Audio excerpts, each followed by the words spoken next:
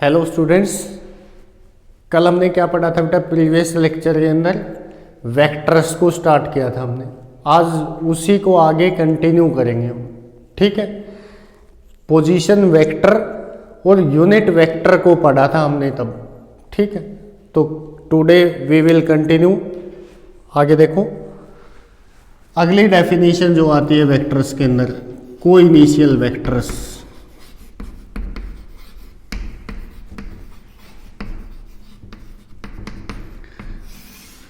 क्या होते हैं बेटा को initial vectors? What is a को इनिशियल वेक्टर? को का मतलब क्या होता है? सेम। इनिशियल का मतलब starting point.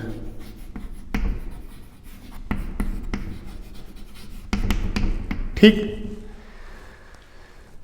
To or more vectors are said to be coinitial if they have same starting point. ठीक है, टू और मोर वेक्टर्स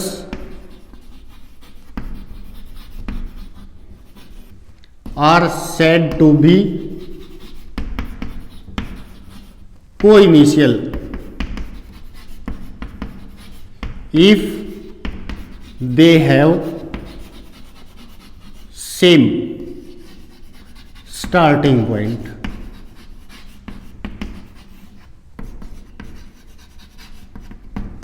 ठीक है बेटा, दो या दो से ज्यादा वेक्टर को इनिशियल कहलाएंगे अगर उनका इनिशियल पॉइंट सेम है। देखो, मान लिया ये पॉइंट है P, इस P पॉइंट से ये वेक्टर है, ये वेक्टर है बेटा B और ये वेक्टर है C।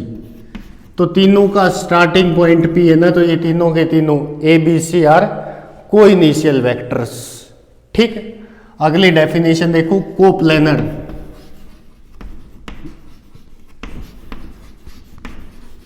वेक्टर्स, को का मतलब क्या होता है बेटा? सेम। प्लेनर का मतलब प्लेन। ठीक है, two or more vectors are said to be coplanar if they lies in the same plane. देखो यहां पे इस प्लेन में मैं वेक्टर ड्रा करता हूं, ए बी सी। ठीक है, तो ये तीनों के तीनों का प्लेन क्या आपके पास? सेम। तो ये क्या कहलाएंगे बेटा? कोप्लेनर। दो या दो से ज्यादा वेक्टर कोप्लेनर तब कहलाते हैं बेटा जब उनका जो आपके पास प्लेन है ना वो क्या रहे? सेम। ठीक है, अगला देखो, इक्वल वेक्टर्स। अगली डेफिनेशन। ठीक है, आपके पास दो या दो से ज्यादा वेक्टर्स हो वो इक्वल कब कहलाएंगे? अगर किसी भी वेक्टर को इक्वल कहना आपको, A is equal to B, कब कहलाएगा ये बताना है आपको।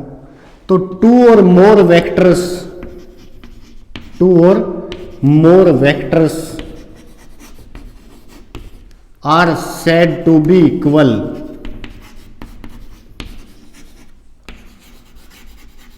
If they have equal magnitude.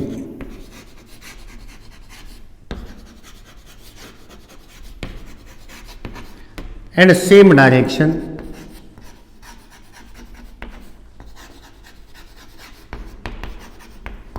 दो या दो से ज्यादा वेक्टर्स को इक्वल कब बोलते हैं बेटा हम? जब उनका मैग्नीट्यूड सेम हो। ठीक है, इक्वल हो मैग्नीट्यूड और डायरेक्शन क्या रहे? सेम। मान लिया आपके पास एक वेक्टर है ये, एक वेक्टर है ये बी। ठीक है, अगर इन दोनों को आप इक्वल बोलना चाहते हो तो क्या होना चाहिए? Magnitude of A is equal to magnitude of B. दोनों का मैग्नीट्यूड सेम और डायरेक्शन भी क्या होनी चाहिए? सेम। ठीक है, तभी वेक्टर्स को क्या बोलते हैं हम? इक्वल वेक्टर्स बोलते हैं। अगर आपके पास ये वेक्टर है और ये आपके पास है वेक्टर बी। ठीक है, और मैं ये कहूं कि magnitude of A is equal to magnitude of B, दोनों का मैग्नीट्यूड बराबर है, क्या ये वेक्टर्स बराबर होंगे? ये दोनों वेक्टर्स मैग्नीट्यूड बराबर होते हुए भी आपस में क्या नहीं है बेटा, इक्वल नहीं है। क्यों? क्योंकि दोनों की डायरेक्शन क्या है आपके पास, opposite.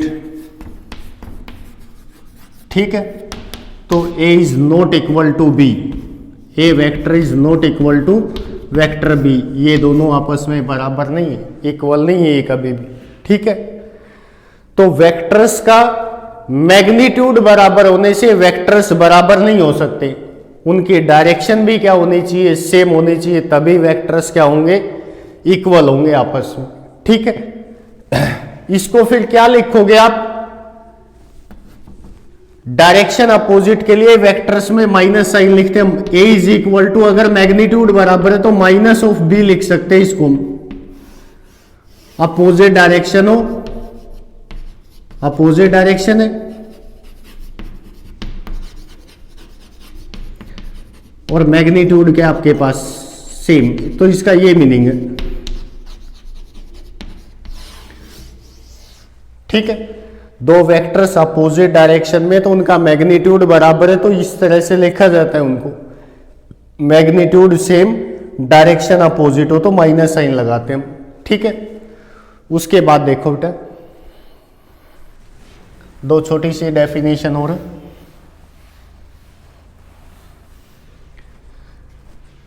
Negative of a vector,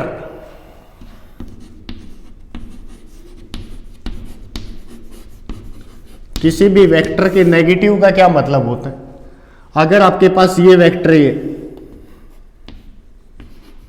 ठीक है, तो इसका नेगेटिव का मतलब क्या है, नेगेटिव ऑफ वेक्टर का कि इसके इक्वल मैग्नीट्यूड का वेक्टर, इस ए के मैग्नीट्यूड के इक्वल मैग्नीट्यूड का कोई भी वेक्टर, लेकिन ए से अपोजिट डायरेक्शन में क्या कहलाएगा, माइनस ए कहलाएगा बेटा। ठीक है, ये क्या है आपके पास, नेगेटिव ऑफ वेक्टर ए, ये जो ना ये इसका क्या है, नेगेटिव, उस वेक्टर के इक्वल मैग्नीट्यूड होना चाहिए लेकिन डायरेक्शन अपोजिट, तो उसको क्या बोलते हैं हम, नेगेटिव ऑफ ए वेक्टर। ठीक है बेटा, उसके बाद आपके पास multiplication of vector by a scalar, देखो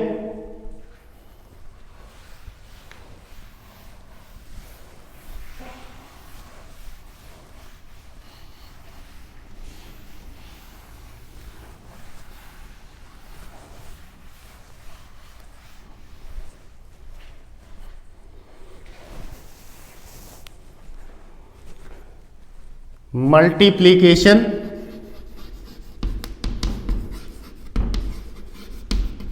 और division of a vector by a scalar.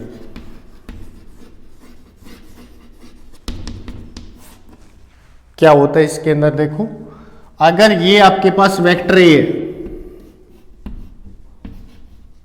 ठीक है, इस वेक्टर ए को अगर आप मल्टीप्लाई करते हो पॉजिटिव स्केलर से, ठीक है, मान लिया मैं इसको 5 से मल्टीप्लाई करता हूं, तो नया वेक्टर जो आएगा ना वो कितना हो जाएगा, मान लिया इसको 5 से गुणा कर दे, पॉजिटिव स्केलर है ना 5, तो इससे क्या फर्क पड़ता है इसके ऊपर, अगर किसी पॉजिटिव स्केलर से मल्टीप्लाई करते हो किसी वेक्टर की, तो उससे क्या फर्क पड़ता है, क्या फर्क पड़ेगा इस वेक्टर के ऊपर, मैग्नीट्यूड तो इंक्रीज हुआ, इसका इंक्रीजेस बाय 5 टाइम्स, ठीक है, लेकिन ये पॉजिटिव स्केलर है ना, तो ये डायरेक्शन नहीं बदल सकता बेटा, बट डायरेक्शन सेम रहेगी इसकी। ठीक है, 5a हो गया, magnitude 5 times increase, but direction जो ना पॉजिटिव स्केलर अगर आपके पास है तो वो डायरेक्शन को नहीं बदल सकता। अगर इसी वेक्टर को -5 से मल्टीप्लाई कर देते, इसका क्या मीनिंग होता, नेगेटिव स्केलर है ना ये, अगर आप नेगेटिव स्केलर से मल्टीप्लाई कर देते हो किसी भी वेक्टर की, तो उसके ऊपर क्या फर्क पड़ता है?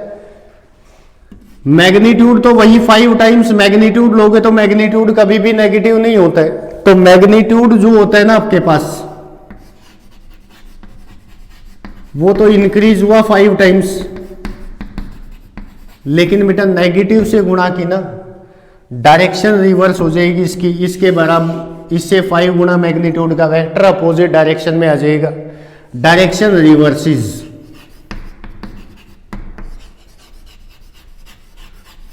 ठीक है, अगर आप किसी नेगेटिव स्केलर से वेक्टर की गुणा करते हो तो वो उसकी डायरेक्शन को रिवर्स कर देता है, उल्टी कर देता है।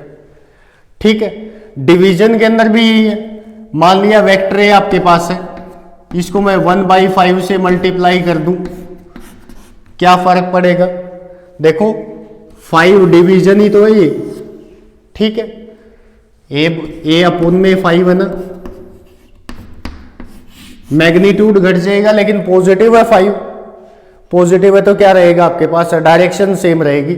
लेकिन नेगेटिव से करोगे तो क्या होगा? डायरेक्शन उल्टी हो जाएगी आपके पास। ठीक है, तो मल्टीप्लीकेशन और डिवीजन करते हैं किसी भी स्केलर की हम किसी वेक्टर के साथ, तो उसका मैग्नीट्यूड तो चेंज होता है, लेकिन अगर पॉजिटिव स्केलर है तो डायरेक्शन क्या रहती है? सेम। अगर नेगेटिव स्केलर है तो डायरेक्शन क्या कर देगा? रिवर्स कर देगा उसकी। ठीक है, ये होता है multiplication and division of a vector by a scalar. इसके बाद देखो बेटा, एंगल बिटवीन टू वेक्टर्स, दो वेक्टर्स के बीच में एंगल कैसे लिया जाता है? देखो एक एग्जांपल लेता हूं मैं एंगल बिटवीन टू वेक्टर्स का। मान लिया आपके पास ये वेक्टर है, ठीक है, और ये वेक्टर आपके पास है बी,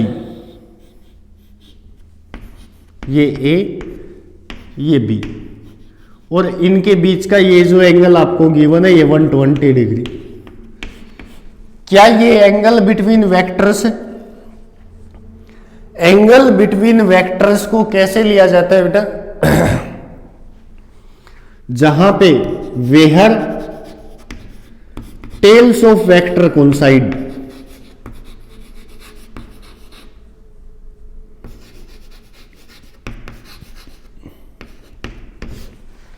जहां पे दोनों के हेड मिलते या एक का हेड है दूसरी की टेल, तो वहां पे कभी भी एंगल नहीं लिया जाता है वेक्टर्स के बीच में। हमेशा वेक्टर्स के बीच का एंगल कब लिया जाता है? जब दोनों वेक्टर्स की टेल जो है ना आपके पास वो कोइंसाइड करे। तो देखो ये वेक्टर है, ठीक है, वेक्टर बी है ना, वेक्टर बी का क्या करोगे आप? यहां से उठा सकते हैं। वेक्टर की क्या खासियत होती है बेटा? वेक्टर को बिना ओरिएंटेशन चेंज किए आप कहीं पे भी लेके जा सकते हो। तो ये वेक्टर जो ना आपके पास ये क्या रहेगा? वेक्टर बी रहेगा। इसके पैरेलल उठा के इस तरफ इसकी टेल के ऊपर रख दिया इसको, तो ये जो एंगल बनेगा ना ये क्या कहलाएगा? एंगल बिटवीन वेक्टर्स कहलाएगा। ठीक है बेटा, जहां से वेक्टर्स डाइवर्ज होते, किसी भी पॉइंट से वेक्टर्स की जहां एरो डाइवर्ज होंगी ना उस पॉइंट के ऊपर एंगल लिया जाता है। अगर टेल्स कोइंसाइड करेंगी आपके पास, जहां पे टेल्स जहां पे क्या करेंगी? कन्वर्ज करेंगी, या जहां से डाइवर्ज हो रही है टेल्स उस पॉइंट के ऊपर हमेशा एंगल बिटवीन वेक्टर्स है ना जो उसको चूज करते हैं। ठीक है, तो एंगल बिटवीन वेक्टर्स निकालते समय ये ध्यान रखें कि वहां पे दोनों वेक्टर्स की टेल्स कोइंसाइड करनी चाहिए, ना तो दोनों के हेड होने चाहिए, ना ही क्या होना चाहिए एक का हेड एक की टेल। दोनों की टेल्स कोइंसाइड करेंगी ना, वहां पे एंगल लिया जाता है वेक्टर्स के बीच का। ठीक है बेटा, आगे देखो।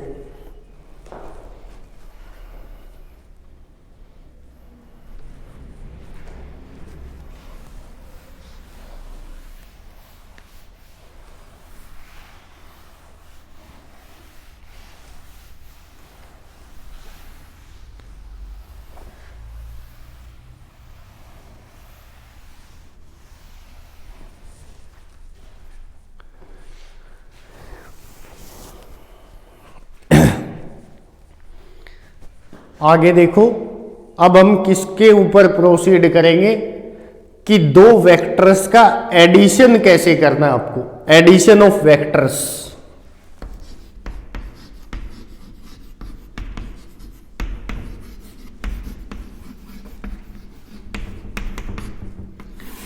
वेक्टर एडिशन के जो ना आपके पास वो क्या है, 3 नियम है आपके पास, 3 रूल्स है। फर्स्ट कौन सा है, पैरेललोग्राम लॉ।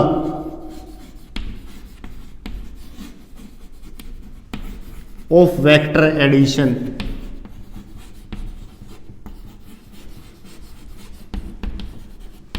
सेकंड कौन सा है बेटा, triangle law of vector addition.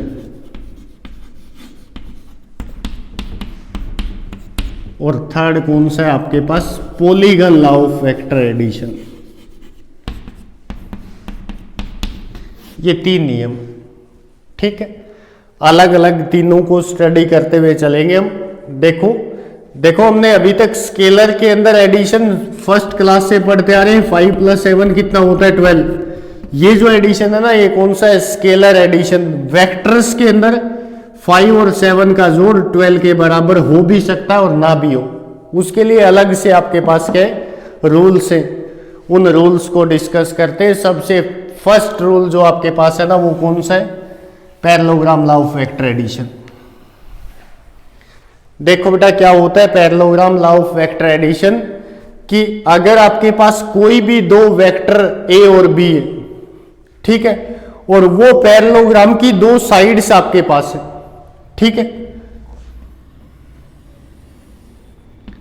ये वेक्टर ए, पैरेललोग्राम क्या होती है, जिसकी अपोजिट साइड इक्वल भी होती है और पैरेलल भी होती है।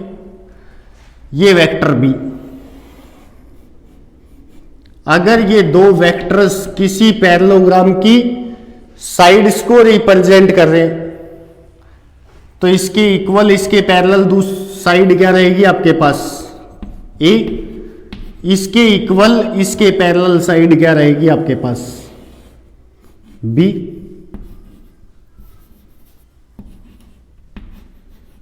ठीक है ना। अगर आपके पास क्या है यहां पे कि 2 vectors A and B are representing 2 sides of a parallelogram, ठीक है, दोनों के बीच का ये एंगल मान लेते हैं बेटा थीटा।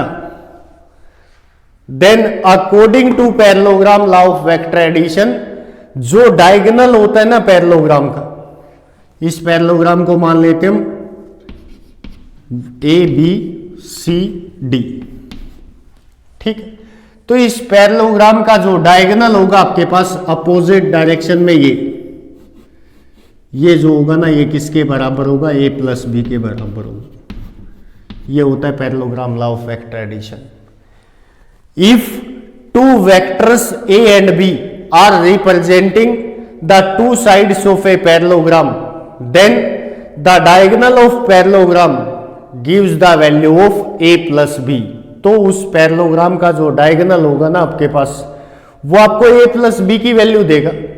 अभी तक हमने क्या पढ़ा है कि पैरेललोग्राम लॉ के अंदर जो डायगोनल आपके पास ए सी है ना, वो किसके बराबर है, ए प्लस बी के बराबर है बेटा। इसका मैग्नीट्यूड आपको कैलकुलेट करना है, ठीक है। अब मैग्नीट्यूड कैलकुलेट करने के लिए क्या करते हैं हम, इस वेक्टर ए को आगे एक्सटेंड कर लेते हैं।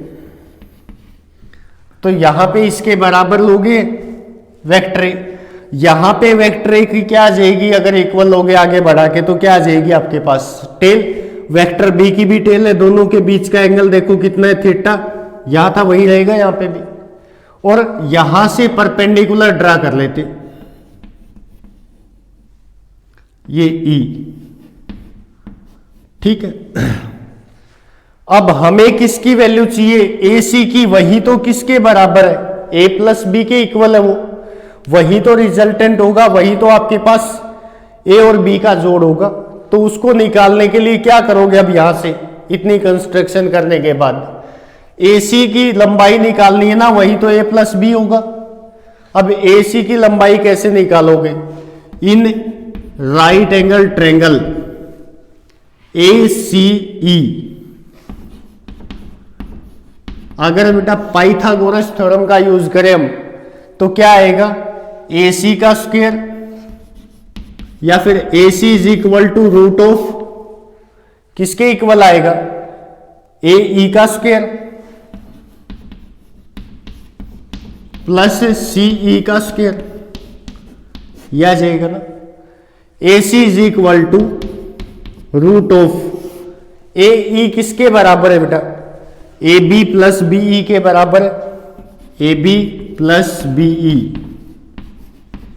स्क्वायर प्लस CE का स्क्वायर।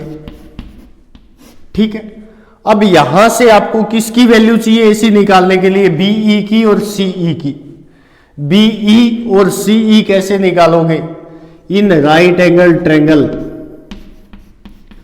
BCBE या BEC क्या आएगा, अगर मैं इस ट्रायंगल में कोस थीटा की वैल्यू निकालूं बेटा किसके बराबर होगी, कोस थीटा किसके बराबर होता है, बेस अपॉन हाइपोटेन्यूज। बेस कितना है आपके पास BE अपॉन में हाइपोटेन्यूज कितना है BC, BE अपॉन में BC किसके बराबर है, वेक्टर B की लंबाई है ना वो, और वेक्टर की लंबाई क्या कहलाता है, मैग्नीट्यूड ऑफ B। तो यहां से BE की वैल्यू कितनी आई, इस B को इस साइड गुणा कर दो, B कोस थीटा। ठीक है, इसी ट्रायंगल में साइन थीटा की वैल्यू निकाल लो, किसके बराबर आ जाएगा, परपेंडिकुलर CE अपोन में हाइपोटेन्यूज BC ना, BC किसके बराबर है, B के मैग्नीट्यूड के। C की वैल्यू कितनी आ जाएगी, B का मैग्नीट्यूड इनटू में साइन थीटा। ठीक है ना बेटा, दोनों वैल्यू यहां पुट कर दो आप। AC रूट ऑफ AB किसके बराबर है, वेक्टर A के मैग्नीट्यूड के बराबर है।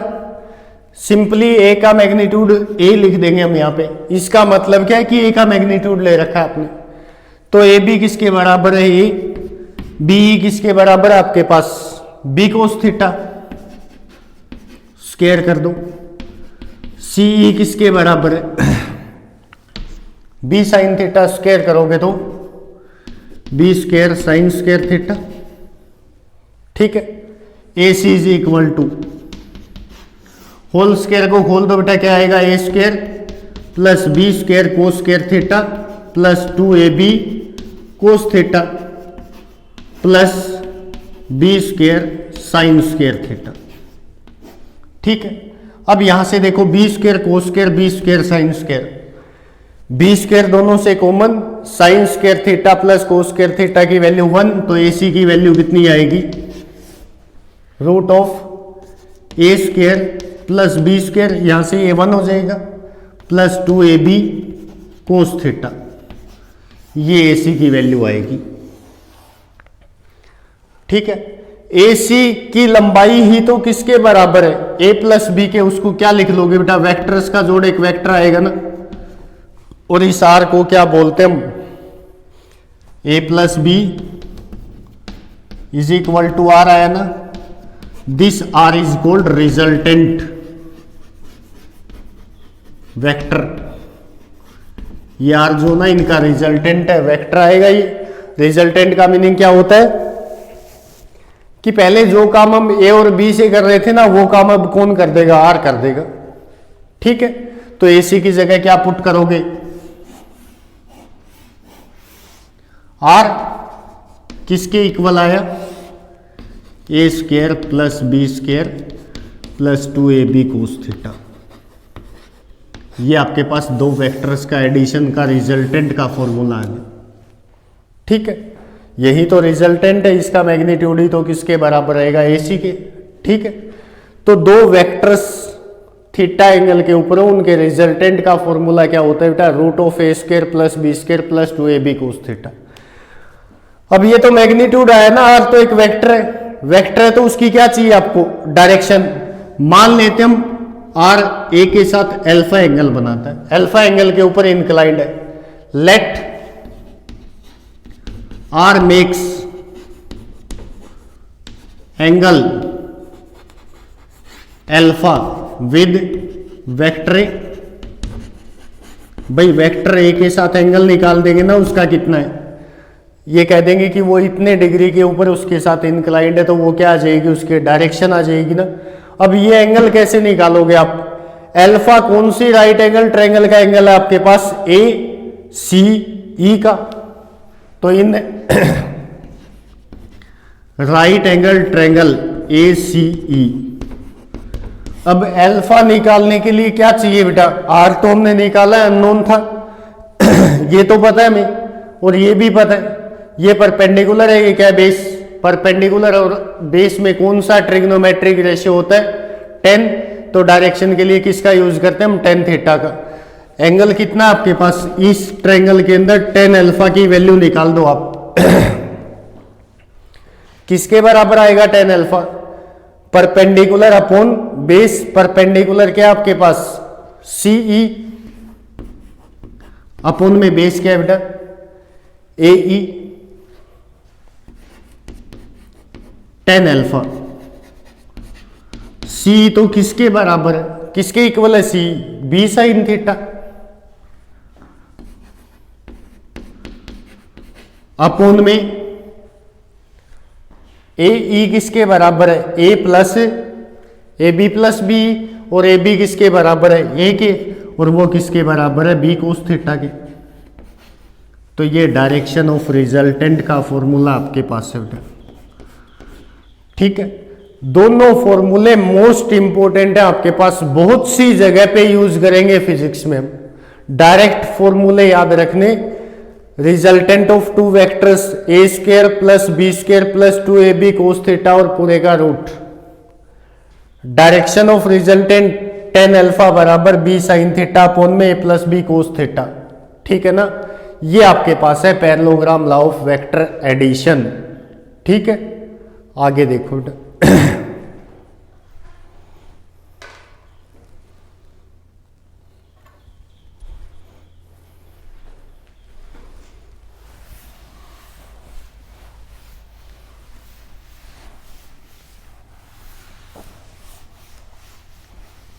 एक क्वेश्चन करते हैं इसके ऊपर।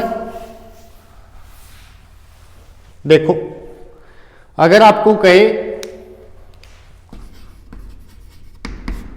To vectors of equal magnitude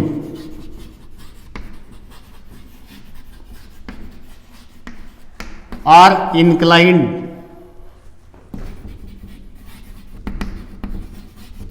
eight an angle theta, find resultant and direction of resultant.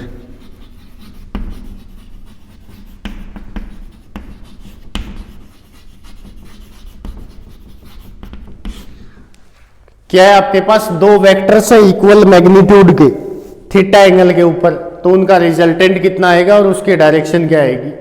देखो ये वेक्टर्स थे आपके पास ए और बी थीटा एंगल के ऊपर, तो रिजल्टेंट का क्या फॉर्मूला था, root of A square plus B square plus 2ab cos theta,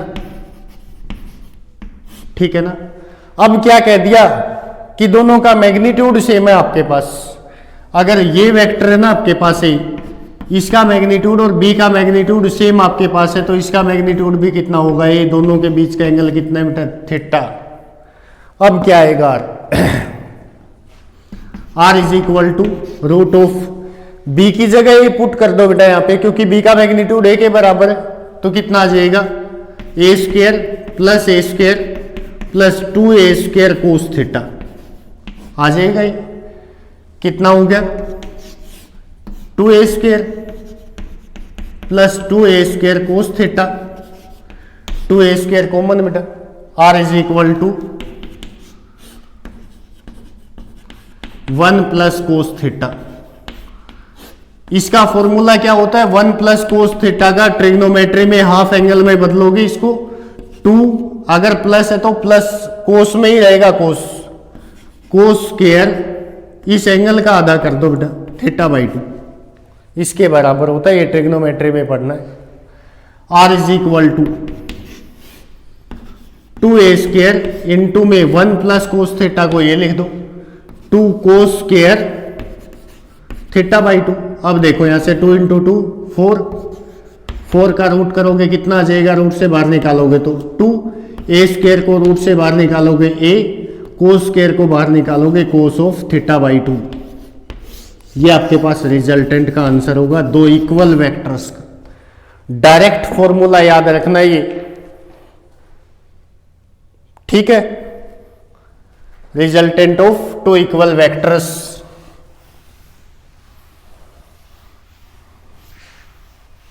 अब इसकी डायरेक्शन भी होगी आपके पास। डायरेक्शन के लिए क्या निकालोगे, ये भी है क्योंकि मैग्नीट्यूड बराबर है दोनों का थीटा एंगल के ऊपर। ये रिजल्टेंट आया उनका कितना 2a cos of theta by 2। मान लेता हूं ए के साथ अल्फा एंगल बनाता है ये, ठीक है। Let R makes angle alpha with A, तो tan अल्फा का फॉर्मूला क्या था आपके पास, b साइन थीटा अपॉन में a plus B cos theta. ये डायरेक्शन ऑफ रिजल्टेंट का फॉर्मूला है। tan अल्फा इक्वल है दोनों, तो b की जगह a पुट करो, या b a sign theta upon में a plus a cos theta, a common बेटा, क्या बचेगा 1 प्लस a से कैंसिल आउट, ठीक है।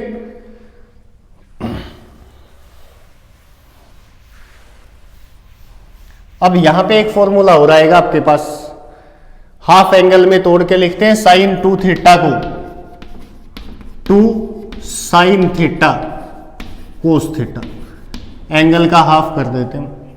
तो tan alpha sine theta upon में क्या है आपके पास 1 plus cos theta. tan alpha is equal to